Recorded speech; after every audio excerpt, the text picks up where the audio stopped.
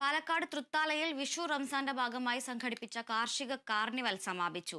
കാർഷിക മേളയുടെ സമാപന സമ്മേളനത്തിന് ഉദ്ഘാടനം തദ്ദേശ സ്വയംഭരണ വകുപ്പ് മന്ത്രി എം.ബി. രാജേഷ് നിർവഹിച്ചു.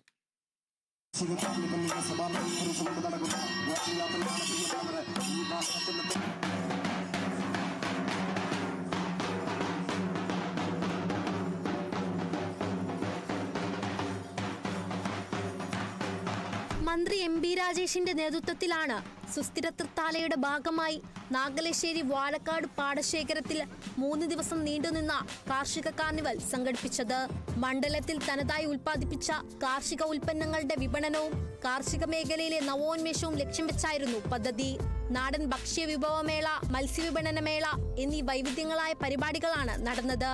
നാടൻ ഭക്ഷ്യ വിഭവങ്ങളുടെ മേളയും ലൈവ് ഫിഷ് വിപണനമേളയും കാർണിവലിന്റെ മുഖ്യ ആകർഷണങ്ങളായി.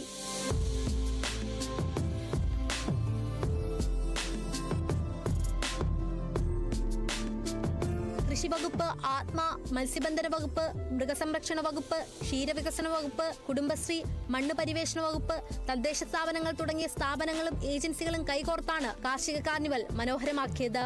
തൃത്താലയുടെ ഭൂഗർഭ ജലവിധാനം ഉയർത്തുക, അതിന് മണ്ണ് സംരക്ഷണം, ജലസംരക്ഷണം, ഒപ്പം കൃഷി പ്രോത്സാഹിപ്പിക്കുക എന്ന 3 പ്രധാന ലക്ഷ്യങ്ങൾ മുൻനിർത്തി ഈ പദ്ധതി നടപ്പാക്കിയത്. അതിന് സംസ്ഥാന സർക്കാരിന്റെ, കേന്ദ്ര സർക്കാരിന്റെയും എല്ലാ പദ്ധതികളെയും സംയോജിപ്പിച്ചു, ഏകോപിപ്പിച്ചു ഇവിടെ നടപ്പാക്കി.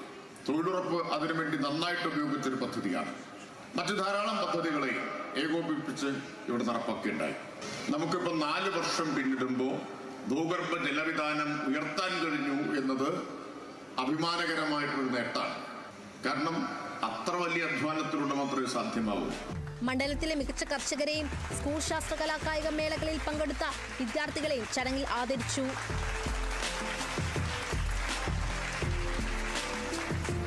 Kerala vision news, Palakkad.